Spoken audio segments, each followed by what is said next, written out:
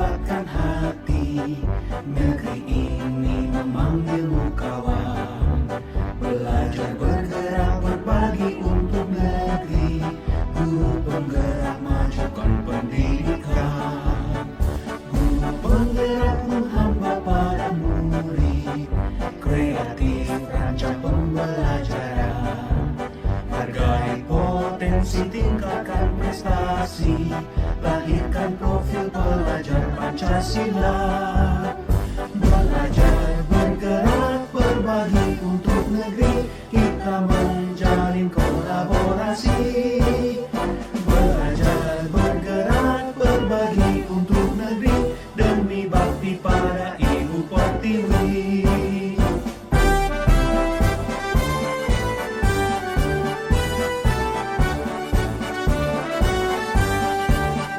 Bulatkan tekad, kuatkan hati. Negeri ini memanggilmu kawan. Belajar bergerak berbagi untuk negeri. Guru penggerak majukan pendidikan. Guru penggerak menghamba pada murid. Kreatif rancang pembelajaran. Hargai potensi, tingkatkan prestasi. Lahirkan profil pelajar Pancasila. Belajar bergerak berbagi untuk negeri. Kita menjalin kolaborasi. Belajar bergerak berbagi untuk negeri. Demi bakti pada Ibu Pertiwi. Belajar bergerak berbagi untuk negeri. Kita menjalin kolaborasi. Belajar bergerak berbagi untuk negeri. Demi bakti pada Ibu Pertiwi. Demi bakti pada Ibu Pertiwi.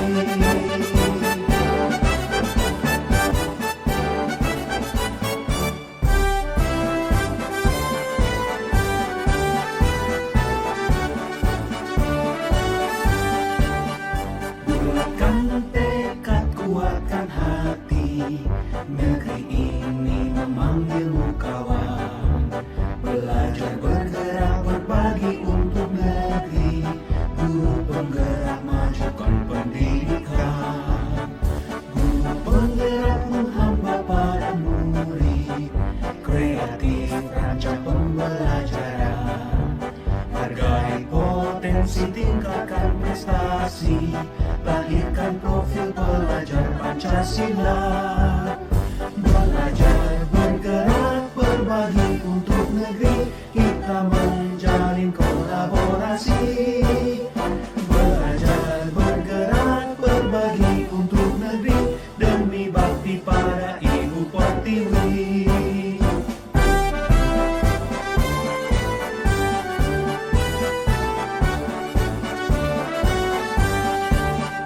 Bulatkan tekad, kuatkan hati. Negeri ini memanggilmu kawan. Belajar bergerak berbagi untuk negeri. Guru penggerak majukan pendidikan. Guru penggerak menghamba pada murid. Kreatif rancang pembelajaran. Hargai potensi, tingkatkan prestasi. Lahirkan profil pelajar Pancasila. Bismillahirrahmanirrahim. Assalamualaikum warahmatullahi wabarakatuh. Waalaikumsalam warahmatullahi wabarakatuh.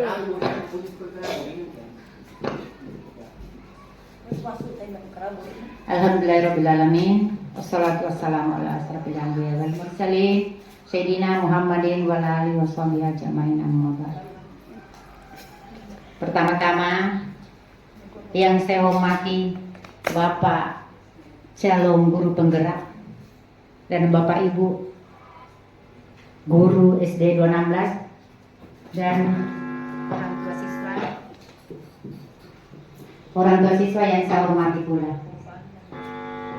Puji syukur kepada Allah Subhanahu wa Ta'ala karena atas limpahan rahmatnya, limpahan taufiknya, nikmatnya, sehingga pada pagi hari ini kita masih diberi kekuatan, kesehatan, kesempatan untuk mengikuti acara bagi calon guru penggerak, yaitu diseminasi budaya positif. Salam pantas yang kita kirimkan kepada junjungan kita Baginda Agung Muhammad Sallallahu Alaihi Wasallam, Nabi pembawa rahmatan lil alamin. Yang pertama-tama saya akan kepada calon guru penggerak ada beberapa hal yang harus diperhatikan. Untuk itu calon guru penggerak bisa memberikan tips supaya guru-guru yang ada di SD 216 ini bisa meningkat dengan melalui PMM. Ya, untuk itu saya akan kepada calon guru penggerak ini atau atas nama Bapak Haryadi SPD MPD, karena dia sudah memiliki juga ijazah S2, jadi nama MPD-nya. Untuk itu saya harapkan kepada Bapak untuk memindahkan ilmunya kepada guru-guru kita. Nah, juga siswa-siswa yang ada di SD 216. Jadi saya kira untuk kali ini tidak usah terlalu panjang karena waktu sudah mendekat. Jadi sekian, apabila ada kata-kata saya tidak yang sesuai di hati Bapak Ibu atau orang tua siswa, mohon kiranya dimaafkan. Saya iri dengan ucapan wabillahi taufiq wal hidayah. Akhirul kalam. Wassalamualaikum warahmatullahi wabarakatuh. Assalamualaikum warahmatullahi wabarakatuh. Ibu Kepala Sekolah yang saya hormati, yang saya banggakan, Bapak Guru dan Ibu Guru hebat SD 216 Tirawang, yang saya hormati orang tua siswa yang sempat hadir pada hari ini. Jadi puji dan rasa syukur kita panjatkan kehadirat Allah Subhanahu wa Ta'ala atas berkat rahmat dan hidayahnya lah sehingga kita bisa hadir di tempat ini guna mengikuti kegiatan saya sebagai CGP calon guru penggerak angkatan 10 Kabupaten Pindrang, yaitu mengadakan aksi nyata atau diseminasi budaya positif, berbagi pemahaman dan pengalaman mengenai budaya positif. Jadi nantinya di sini saya akan memaparkan kasih pemahaman seperti apa itu budaya positif, serta selawat dan taslim atas junjungan Nabi besar kita Muhammad Sallallahu Alaihi Wasallam sebagai suatu hasanah bagi kita semua. Jadi saya mulai saja. Jadi diseminasi budaya positif. Jadi pertama itu ada ice breakingnya dulu. Jadi ice breakingnya nanti kita melakukan sesuatu. Kalau saya mengatakan, saya berkata. Jadi kalau tidak ada itu di depannya, saya berkata, jangan kita melakukan apa-apa. Mengerti? Ya. Mengerti maksudnya? Ya. Oke. Coba berdiri dulu.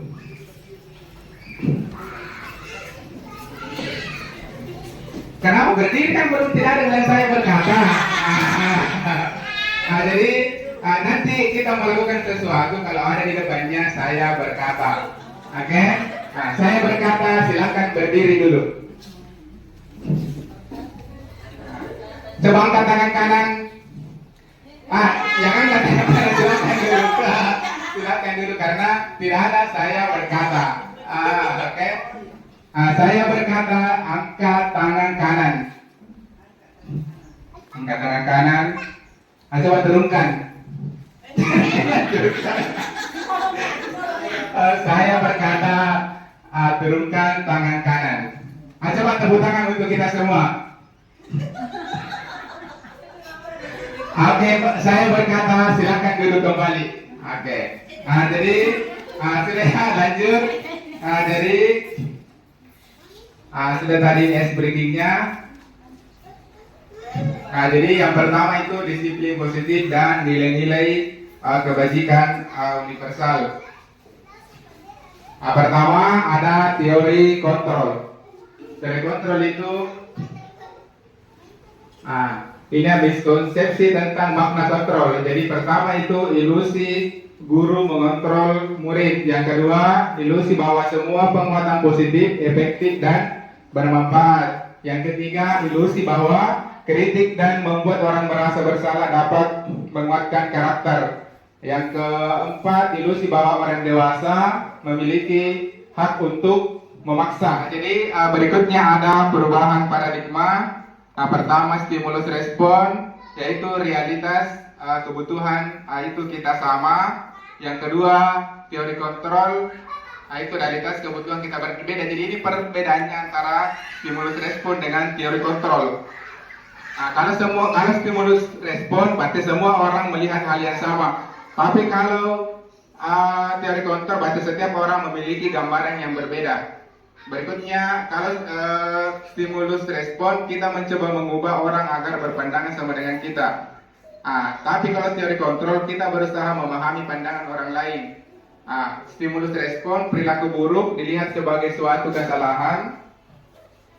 Kalau teori kontrol, perilaku buruk memiliki tujuan. Stimulus respon, orang lain bisa mengontrol saya. Teori kontrol, hanya Anda yang bisa mengontrol diri Anda. Stimulus respon, saya bisa mengontrol orang lain. Teori kontrol, Anda tidak bisa mengontrol orang lain. Tidak bisa dibedakan. Ini perubahan paradigma antara stimulus respon dengan teori kontrol. Masih ada di bawahnya, lanjut.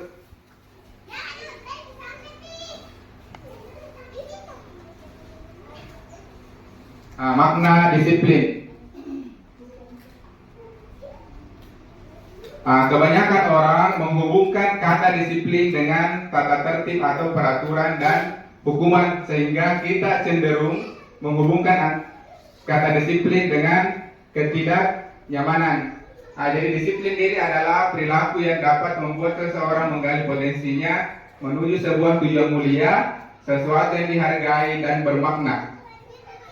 Dengan kata lain, disiplin diri mempelajari bagaimana cara kita mengontrol diri dan menguasai diri untuk memiliki tindakan yang mengacu pada nilai-nilai yang kita hargai agar tercapai tujuan mulia yang diinginkan. Lanjut. Nilai-nilai kebajikan universal. Jadi mungkin saya tidak bisa bacakan semua, jadi bisa dibaca di depan. Ini nilai-nilai kebajikan universal. Ada peduli, rajin, integritas, rasa hormat. Ini yang nilai-nilai kebajikan semua ini yang bersifat universal. Bisa dibaca ya? Ya.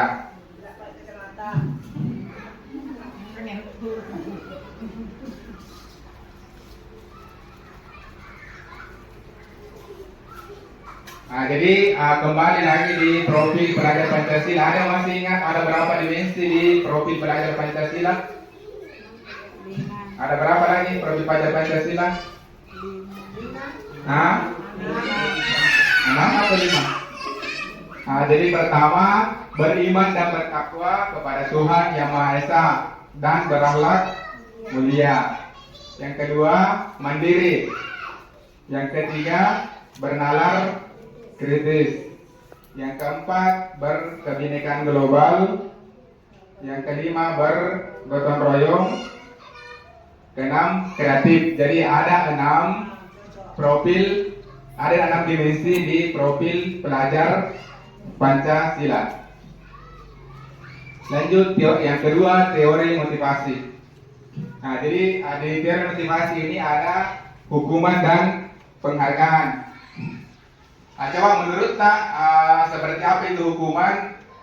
Misalnya kalau dalam kegiatan mengajar kita sehari-hari, seperti apa itu hukuman? Kan terkadang di dalam kelas kita kasih hukuman terkadang juga kita kasih penghargaan. Ya, jadi ini menurut dari teori motivasi, hukuman dan penghargaan. Ada namanya juga restitusi. Semua nanti kita bahas di sini.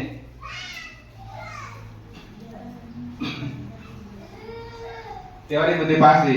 Jadi ini menurut Dian Gostein dalam bukunya Restructuring School Discipline menyatakan bahwa ada 3 motivasi perilaku manusia. Yang pertama, untuk menghindari ketidaknyamanan atau hukuman. Ya, jadi ada orang termotivasi karena dia menghindari hukuman atau ketidaknyamanan itu secara ekstrinsik. Nah, ada juga yang termotivasi karena untuk mendapatkan imbalan atau penghargaan dari orang lain. Ini sifatnya juga ekstrinsik dari luar.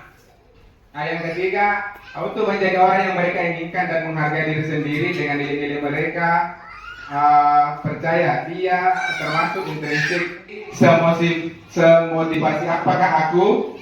Jadi pertama, sebagai seorang guru, saya saat Anda hadir mengajar di kelas tepat waktu. Nah, misalnya kita tepat waktu itu motivasi apa yang mendasari kita sehingga kita hadir tepat waktu. Ada bisa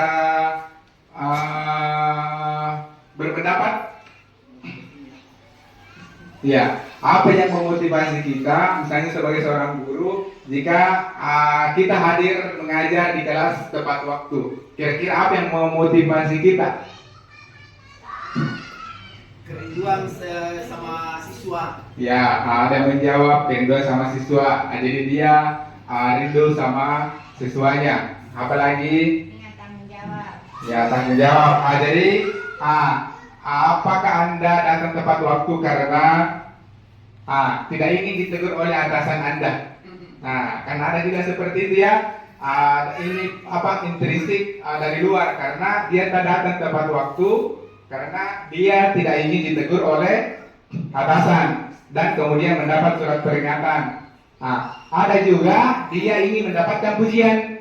Nah, seperti itu. Jadi berbeda-beda motivasi kita datang ke sekolah. Kan ada pertama tadi karena tidak ingin ditegur oleh atasan.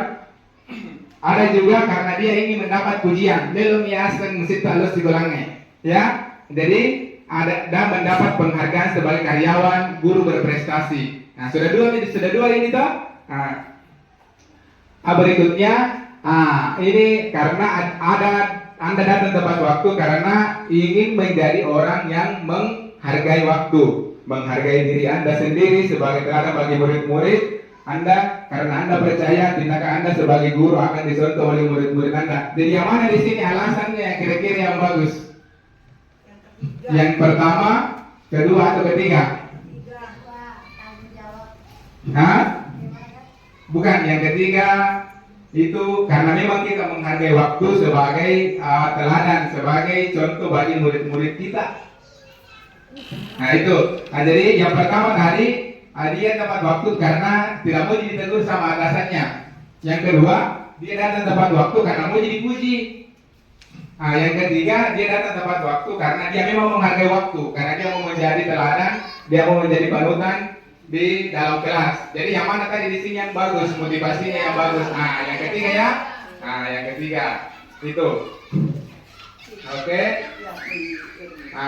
Jadi manakah motivasi yang paling kuat mendasari tindakan Anda atau bahkan kombinasi dari dua motivasi atau bahkan ketiga-tiganya. Jadi bisa saja ada orang alasannya cuma yang pertama tadi, bisa juga yang kedua, bisa juga ketiga-tiganya. Oke. Lanjut, hukuman, konsekuensi, dan restitusi. Nah ini, jadi ada perbedaan kapan dikatakan hukuman, kapan dikatakan konsekuensi. Karena terkadang kita itu kasih anak-anak hukuman, tapi sebenarnya itu konsekuensi. Ya, apakah dulu itu ada security di grup bertanya baru apa ini? Sebenarnya itu materi itu sebenarnya untuk ini diseminasi.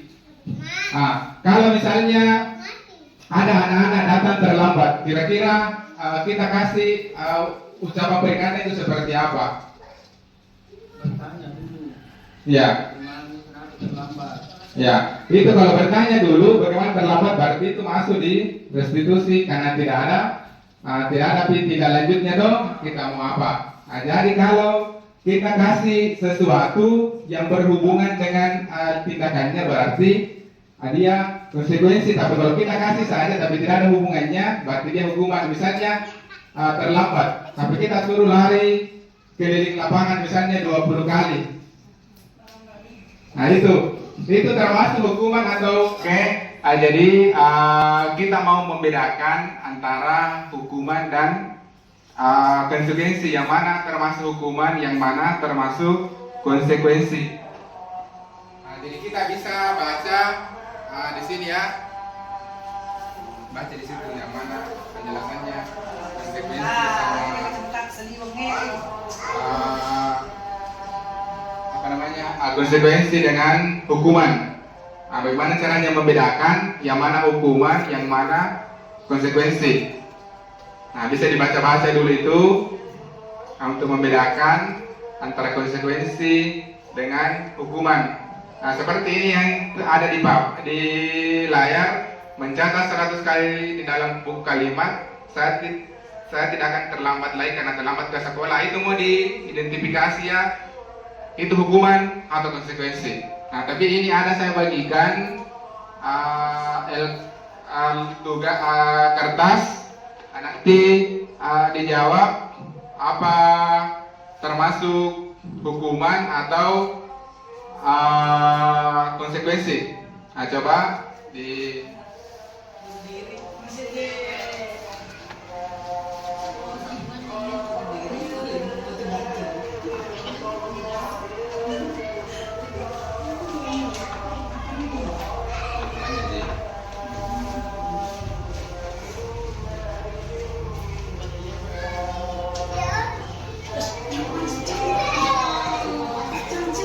lembar itu ada 3 lembar itu.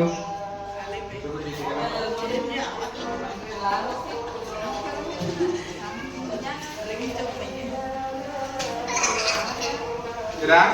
Nah, jadi bisa nomor 1 apa di situ pernyataannya nomor 1 mencatat 100 kali di dalam buku kalimat saya tidak akan terlambat lagi karena terlambat ke sekolah. Itu termasuk hukuman atau konsekuensi. Nah, coba ditulis di sticky note baru ditempel. Nah, jadi kelompok di sini, tempel di sini ya. Yang kelompok di sini silakan ditempel, ada bagian di sana bisa ditempel di situ. Jadi bisa diskusikan sama teman yang ada di Jakarta. Itu termasuk hukuman atau konsekuensi. Ya, kalau ada hubungannya dengan tindakan yang dilakukan anak-anak, berarti dia itu konsekuensi. Kalau tidak ada hubungannya, berarti itu hukuman. Nah, itu ya kata kuncinya. Kalau misalnya ada kita kasih anak-anak, misalnya ada dia lakukan, tapi ada hubungannya, berarti konsekuensi. Tapi kalau tidak ada hubungannya, berarti hukuman. Kalau juga hukuman itu perlunya membentuk membuat keyakinan kelas atau peraturan kelas. Kalau sudah disepakati sebelumnya, tapi dia langgar, berarti konsekuensinya. Tapi kalau tidak pernah disepakati dan kita kasih hukuman seperti itu, berarti itu masuk hukuman, bukan konsekuensi. Itu ya untuk membedakan antara konsekuensi dengan hukuman. Oke? Ya, jadi silakan dipikir dulu, silakan tulis di sticky note-nya, baru ditempel di sini di depan. Dijawab sampai nomor 8. Sampai nomor 8 saja. Boleh ditulis ini nih. Iya. Iya.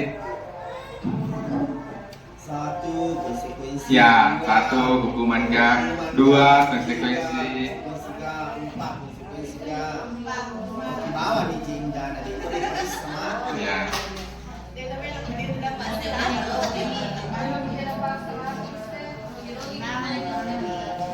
Baru ditempel nanti di depan, ada di sini tempat sudah disiapkan. Sampai nomor berapa? Silakan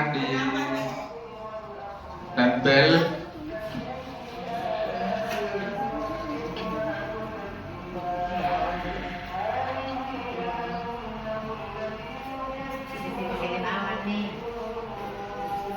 Untuk kelompok yang di sebelah sini ada itu tempat di depan, di situ ditempel nanti. Jadi cuma mau dibedakan antara konsekuensi atau apa mau ditahu sampai di mana pemahaman ibu bapak tentang ini hukuman atau konsekuensi. Iya. Có cái thái nó này, giờ này, nó vui. Ya, jadi kelompok yang di sebelah sini sudah menjawab. Untuk kelompok yang di sini belum ditempel ya.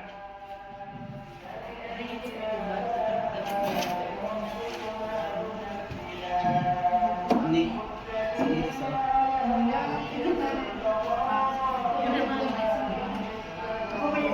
Bagaimana Bapak Ibu? Ya. Sudah, silakan ditempel di depan. Kalau sudah dijawab.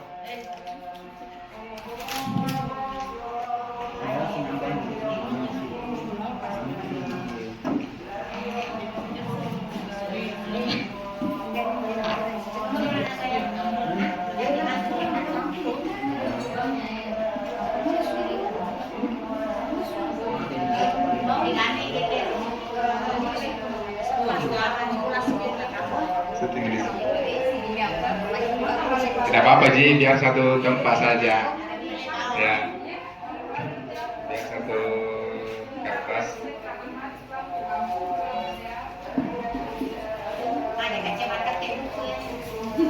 Biasa itu tak balik nah, ikan palengke di tempat menulis. Jadi tak balik kalau mau ditempel.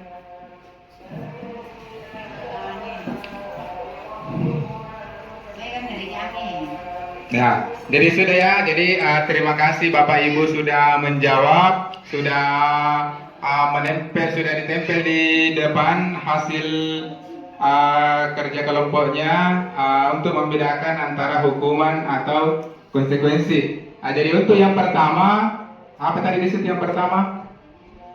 Konsekuensi. Pernyataannya apa? Mencatat 100 kali. Nah, itu termasuk konsekuensi. Ya, yang kedua,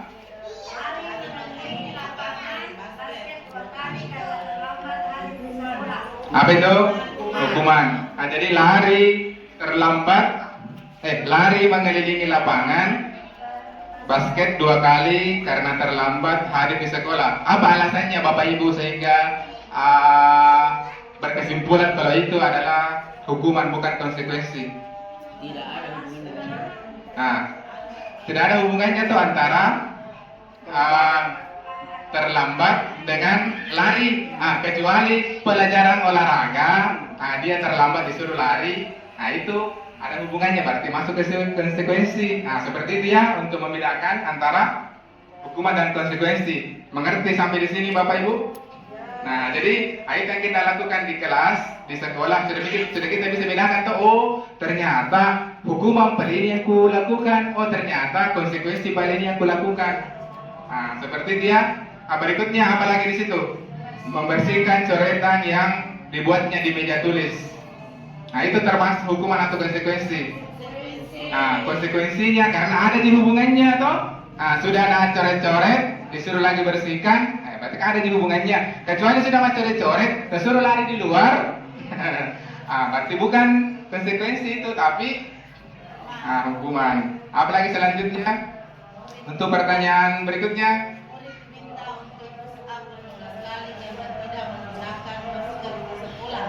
Hukuman. Nomor berapa tadi itu? Nomor 4. Murid diminta untuk push up 15 kali karena tidak menggunakan masker ke sekolah. Itu termasuk? Ya, karena tidak ada kaitannya tuh masker dengan push up. Nah, oke. Apalagi selanjutnya di situ? Menggantikan kertas tugas teman yang telah dicoret-coret. Itu konsekuensi. Konsekuensinya tuh karena dia ganti, ada di hubungannya tuh. Ada di hubungannya, berarti dia termasuk konsekuensi. Apalagi berikutnya?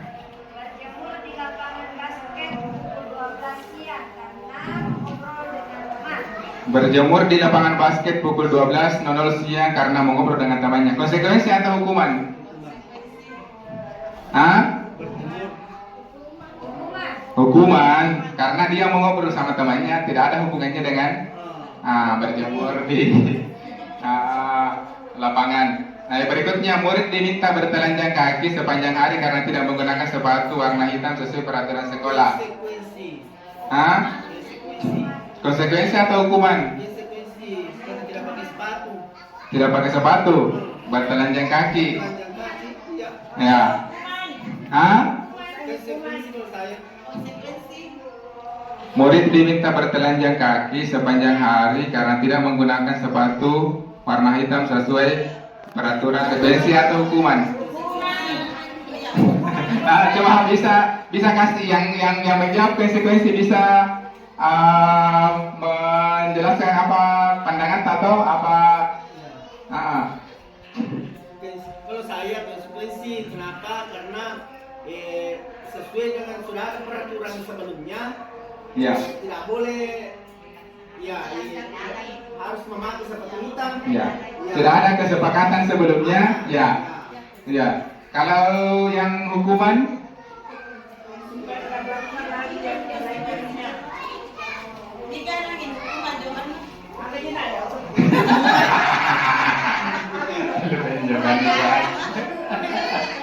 Hukuman atau konsekuensi?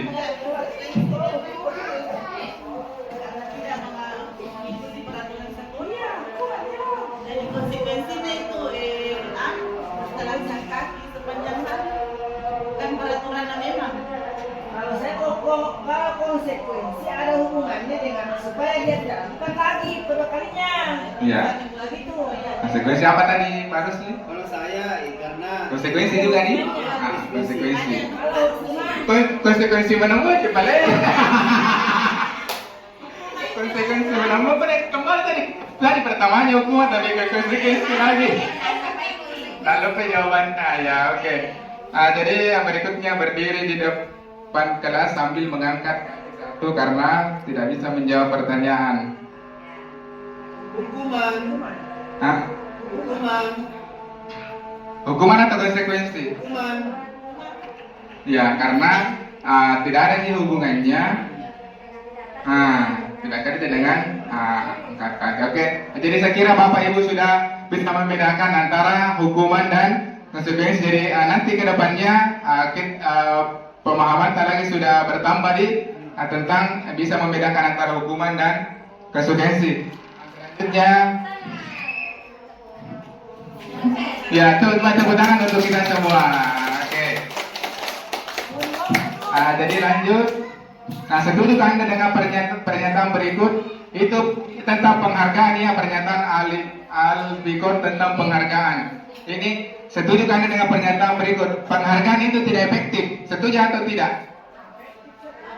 Penghargaan itu tidak efektif. Kalau misalnya ada sesuatu yang dikerjakan kita kasih penghargaan itu menurut ini setujukah itu menurutnya penghargaan itu tidak efektif? Setuju atau tidak? Tak. Penghargaan merusak hubungan. Penghargaan mengurangi ketepatan. Nah, karena ini kan ceritanya dia melakukan sesuatu karena dia mau dihargai. Seperti itu ya. Seperti itu maksudnya. Penghargaan mematikan kreativitas.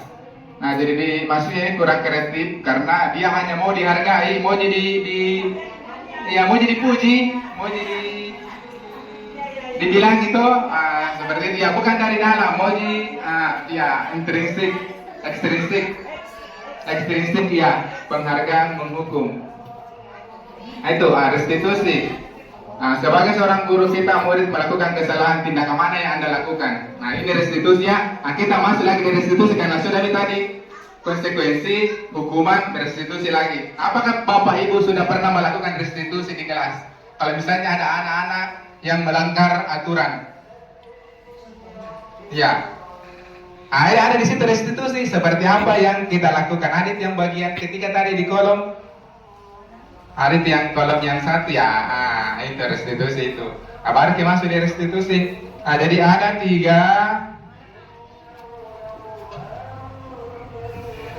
Ini ya tindakan yang mana lakukan di sini kalau misalnya ada anak-anak yang melakukan kesalahan di kelas. Pertama, menunjukkan kesalahannya dan memintanya melihat kesalahannya baik-baik. Apakah kita seperti itu Bapak Ibu?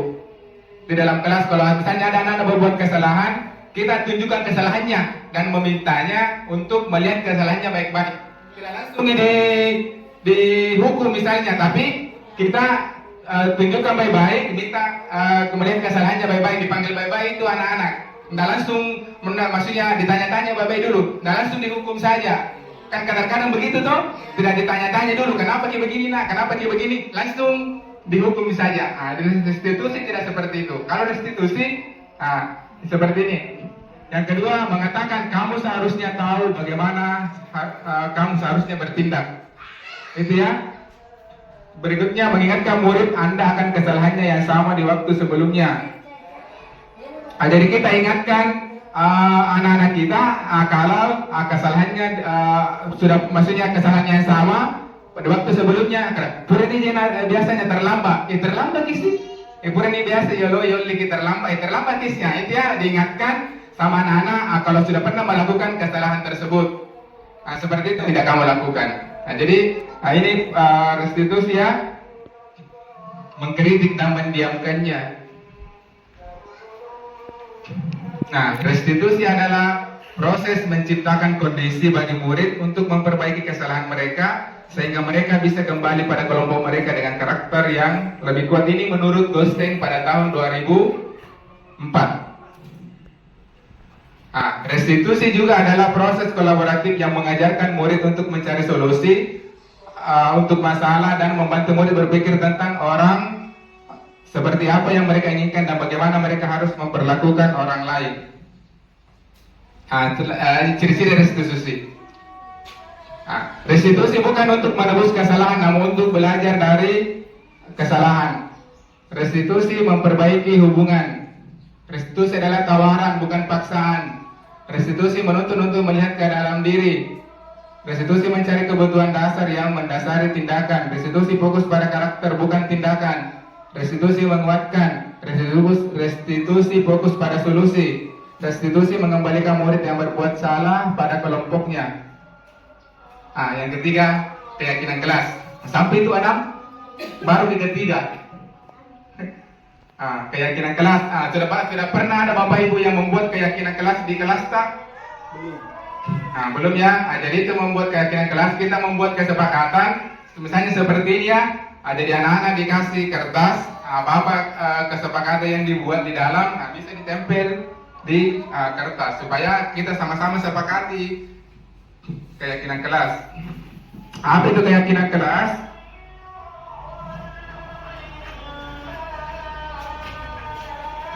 Mungkin ada yang bertanya, mengapa keyakinan kelas? Mengapa bukan peraturan kelas?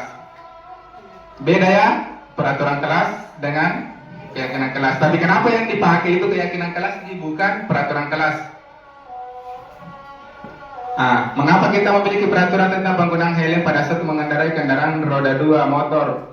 Mengapa kita memiliki peraturan tentang penggunaan masker dan mencuci tangan setiap saat? Pembentukan keyakinan kelas. Keyakinan kelas bersifat lebih abstrak daripada peraturan. Keyakinan kelas berupa pernyataan-pernyataan universal. Pernyataan keyakinan kelas berupa kalimat positif, tidak terlalu banyak agar mudah diingat dan dipahami. Semua warga sebaiknya ikut kontribusi dalam pembuatannya. Bersedia meninjau kembali keyakinan kelas dari waktu. Contoh keyakinan kelas. Ini ya, bisa dibaca di depan. Ini keyakinan kelas 1. Contohnya, setiap anggota kelas perlu belajar, setiap anggota kelas perlu senang, perlu melakukan tugas, perlu saling menghargai. Setiap anggota kelas perlu merasa aman. Ini contoh keyakinan kelas di kelas 1. Ini ada juga contoh keyakinan kelas di kelas 5. Tapi ini dari anak-anak ya, anak-anak yang menuliskan, ini bukan kita yang menentukan. Dibagikan kertas, maunya anak-anak itu seperti apa, baru ditempel di depan. Selalu bersifat positif, senantiasa menjadi diri yang terbaik, percaya dan menghormati orang lain serta barang miliknya, berkomitmen terhadap setiap tugas, senantiasa membantu.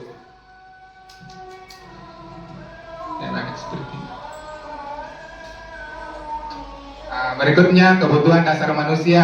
Ada 5 kebutuhan dasar manusia, yaitu pertama, kebutuhan bertahan hidup, kasih sayang dan rasa diterima, kebutuhan untuk diterima, penguasaan, kebutuhan pengakuan atas kemampuan, kebebasan, kebutuhan akan pilihan, kesenangan, kebutuhan untuk merasa senang. Apa kebutuhan dasar yang paling ingin dipenuhi? Kira-kira Bapak Ibu, apa itu kebutuhan dasar yang paling kita ingin penuhi? Apa ada yang bisa berkomentar? Apa kira-kira kebutuhan dasar yang paling ingin kita penuhi? Makanan, pakaian. Ya. Ini ya, ada kasih sayang, ada kebebasan, ada kesenangan. Lanjut. Ini ada kasus Dinda, seorang anak kelas 3 SD, begitu tiba di rumah sebulan dari sekolah, menangis dan mengadu pada ibunya bahwa dia benci pada Ibu Rani, gurunya. Kenapa dia benci? Dikasih Ibu Rani tadi. Menurut Anda kebutuhan apa yang berusaha dipenuhi oleh Dinda? Jika jawabannya seperti ini, Ibu guru bilang aku tidak boleh bersenandung sewaktu berkerjakan tugas. Katanya kelas harus tenang, tidak ada suara, kan nggak jadi seru jadinya. Ibu guru tidak menyapa aku hari ini, padahal aku pakai jepit rambut baru. Ya, aku bosan, masa belajarnya cuma gitu-gitu aja, dengerin ibu guru aja. Aku sebel, gambarku tidak rapi, malah ibu guru nulis ke teman-temanku di depan kelas. Jadi bila Anda berada dalam posisi Ibu Rani, misalnya kita Ibu Rani itu dan mendengar informasi dari Dinda, itu alasannya Dinda pulang ke rumah dari sekolah menangis. Ini tadi alasannya ada 4 ya. Itu Ibu, jadi mendengar informasi dari ibunya Dinda tentang berasa Dinda hari ini, apa yang Anda lakukan pada Dinda besoknya ketika masuk kelas? Agar kebutuhan Dinda ini terpenuhi. Ada kebutuhannya Dinda tidak terpenuhi di sekolah, sehingga dia pulang ke rumahnya menangis karena Ibu Rani. Untuk dia gatuk ya sing Ibu Rani. Iya. Itu ya. Lanjutnya siapa ke orang-orang dunia berkualitas? Yang keberapa minta ini? 4 nih 5. Dunia berkualitas. Siapa ke orang yang paling penting dalam hidup Anda?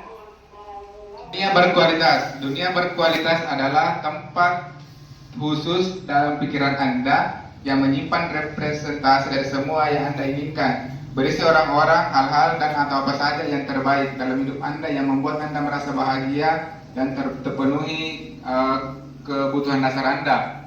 Siapakah orang yang paling penting dalam hidup Anda? Pasti dalam hidup Bapak Ibu itu ada orang-orang penting, ya, ada keluarga, teman, mungkin sahabat, atau ada bestita toh. Itu mungkin orang-orang penting semua itu. Nilai-nilai kebajikan apa yang terpenting dalam hidup Anda?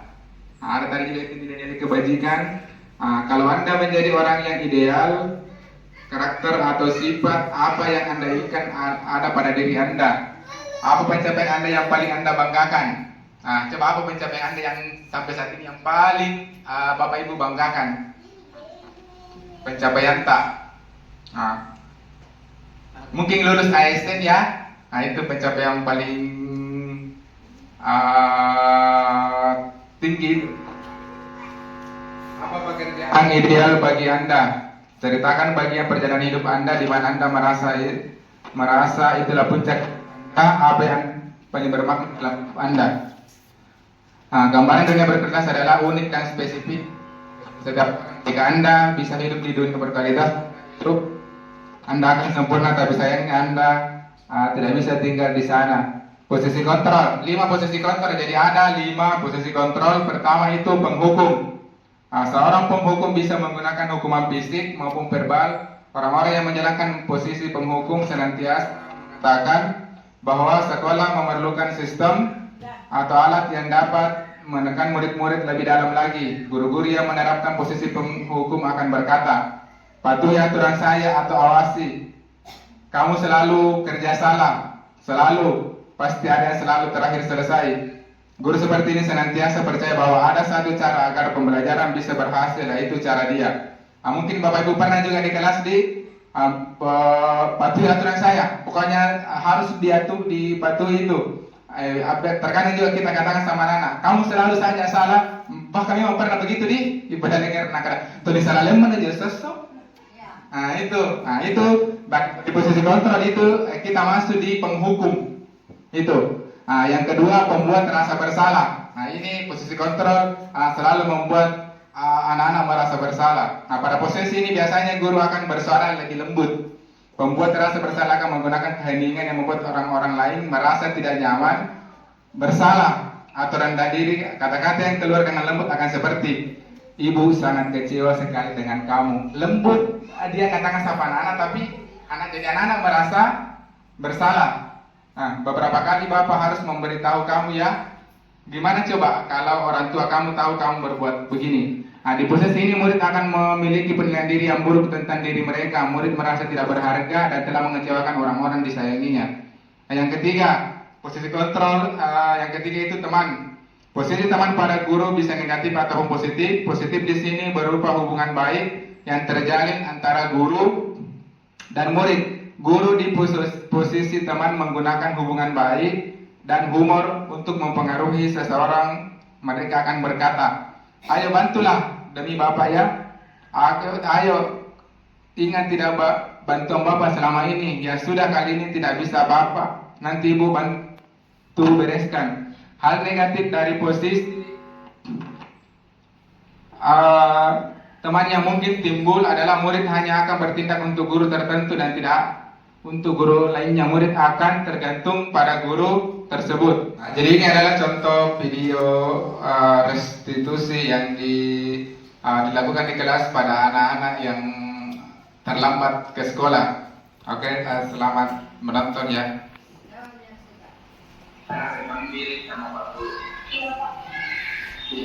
Jadi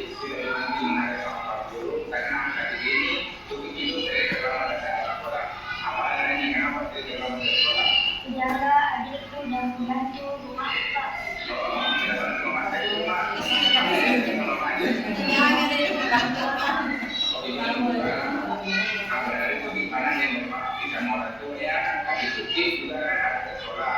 Jadi namanya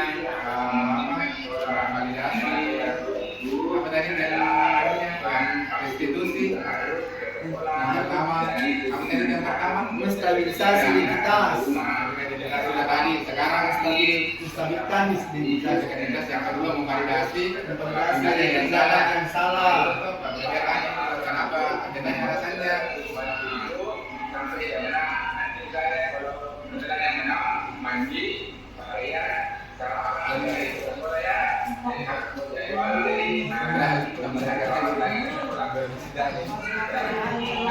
Dilarang Pak. Mana dilarang terlama? Apa malu di kulit ampun lu sekolah.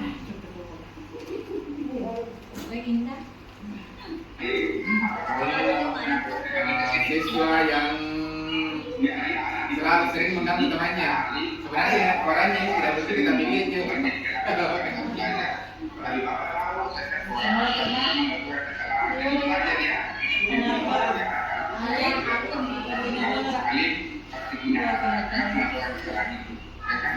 Saya merasa bosan karena tugas saya sudah selesai dari tadi. Alif, apa yang kita telah sepakati dengan dia? Menjaga ketertiban dan kenyamanan kelas Pak. Tidak saya karena tidak menjaga ketertiban kelas. Sudah kan restitusi di sini. Seperti ini contohnya kalau kita akan restitusi di dalam kelas, jadi anak-anak dipanggil untuk melakukan tadi yang tiga kan tiga apa itu memvalidasi menstabilkan identitas, memvalidasi tidak yang salah, yang ketiga menanyakan begini kalau maunya begini kalau anak-anak yang salah dibikin baik-baik gitu. Jadi saya kira materi kita untuk penerapan diseminasi budaya positif pada hari ini saya anggap sudah selesai. Jadi saya ucapkan banyak terima kasih kepada Bapak Ibu atas kesempatannya untuk hadir pada hari ini. Jadi saya akhiri dengan ucapan wassalamualaikum warahmatullahi wabarakatuh, dan saya tutup dengan ice breaking ya. Oke, jadi kita siap-siap ice breaking.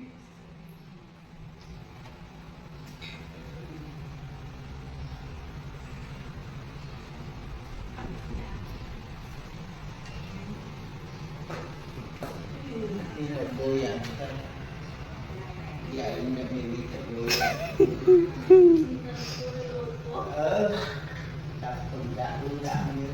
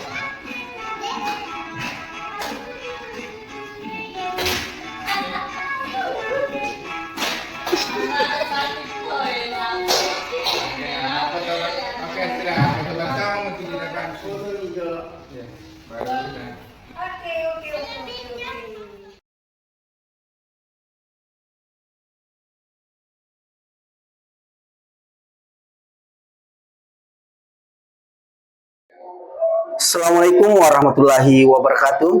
Dengan mengikuti kegiatan diseminasi ini yang dilakukan oleh Pak Haryadi, saya dapat memiliki beberapa ilmu dari sana. Mudah-mudahan ilmu yang saya dapat dari kegiatan diseminasi tersebut bisa saya terapkan pada kegiatan pembelajaran saya setiap harinya di sekolah. Untuk Pak Haryadi, terima kasih banyak dan tetap semangat dalam berbagi ilmu, dan semoga kegiatan program guru penggeraknya berjalan lancar. Amin, amin. Assalamualaikum warahmatullahi wabarakatuh.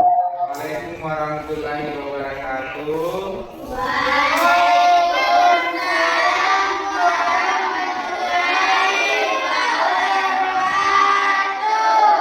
Mana kabarnya anakku hari ini? Kalau baik ya. Jadi pada hari ini itu kita akan membuat keyakinan kelas. Jadi keyakinan kelas nanti itu yang dibuat, itu yang ditulis itu kalian nanti menuliskan suasana kelas seperti apa yang kalian inginkan. Coba ada yang bisa berpendapat keyakinan kelas apa yang kalian inginkan? Apakah kelas yang kotor atau kelas yang bersih? Apakah kelas yang tenang atau kelas yang ribut? Jadi nanti di sini yang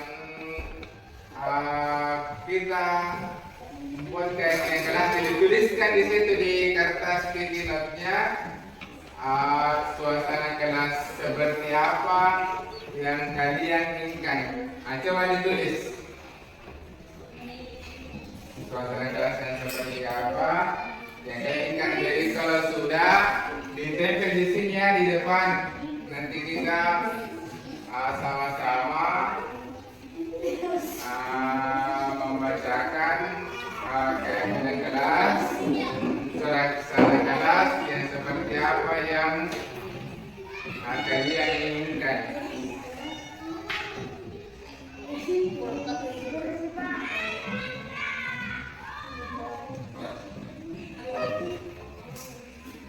Yang sudah bisa tempel di sini di depan, yang sudah.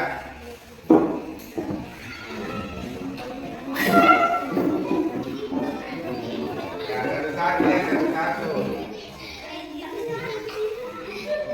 Tempel yang baik. Kalau sudah ditempel, duduk kembali di tempatnya.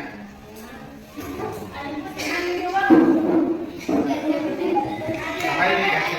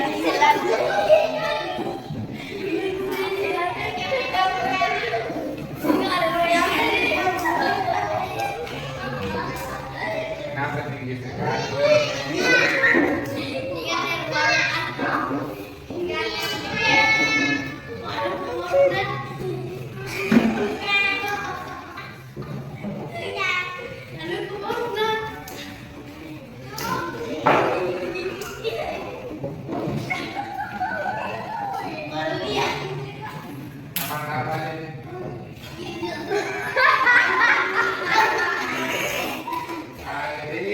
kalian sudah menuliskan suasana kelas seperti apa yang kalian inginkan dari sini. Bapak bacakannya. Jadi ada yang maunya kelas seperti ini, tenang dan bersih, nyaman, bersih dan tenang. Tidak ribut, bersih, tidak ribut, bersih dan tenang, tenang, bersih dan tidak ribut. Jadi kebanyakan kelas yang bersih dan tenang, nyaman, itu ya.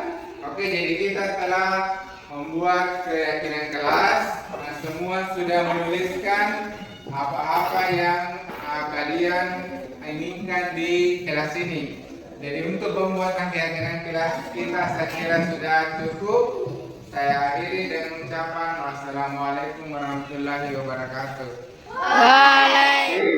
Apa kamu tahu kenapa kamu dipanggil ke sini? Tidak, Pak. Jadi Alif dipanggil ke sini karena Alif ada laporan kalau Alif sering mengganggu temannya di kelas pada saat belajar. Tapi Bapak tahu setiap orang pasti pernah melakukan kesalahan dan itu wajar ya. Yang tidak wajar kalau kesalahan itu dilakukan berulang-ulang. Alif pasti punya alasan kenapa melakukan kesalahan itu, ya kan? Saya merasa bosan, Pak, karena tugas saya sudah selesai dari tadi. Alif, apa yang kita telah sepakat tentang keyakinan kelas? Menjaga ketertiban dan kenyamanan kelas, Pak. Apakah Alif juga meyakini hal itu? Iya, Pak, saya akan minta maaf karena tidak menjaga ketertiban kelas. Bukan pada Bapak minta maaf ya, tetapi kepada teman-teman Alif yang merasa terganggu. Saya akan minta maaf kepada teman-teman, Pak. Jadi Alif, sekarang bagaimana kamu akan mengatasi rasa kebosanan di kelas? Bagaimana kalau saya membantu Sukip dan awal mengerjakan tugasnya? Boleh. Boleh, Kang. Ardi juga membantu, Pak, karena dia juga sudah selesai dari tadi.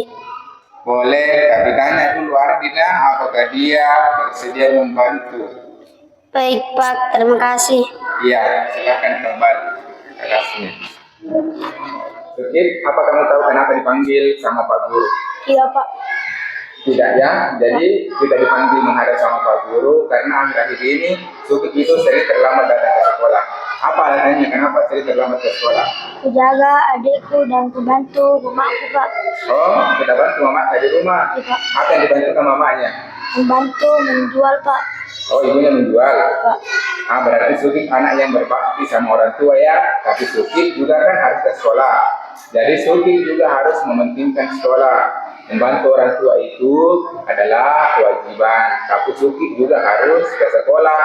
Jadi Sukip nanti harus membuat jadwal kegiatan ya di rumah. Jam berapa bangun kalau pagi, jam berapa membantu ibu, dan jam berapa Sukip harus ke sekolah. Jadi kalau misalnya bangun pagi, bangun salat subuh, itu sudah salat subuh bantu ibu sampai jam 6. Nanti misalnya kalau setelah jam 6 mandi, pakaian, sarapan, setelah itu ke sekolah ya. Jadi harus buat jadwal, jadi nanti itu tidak terlambat lagi ke sekolah. Ya.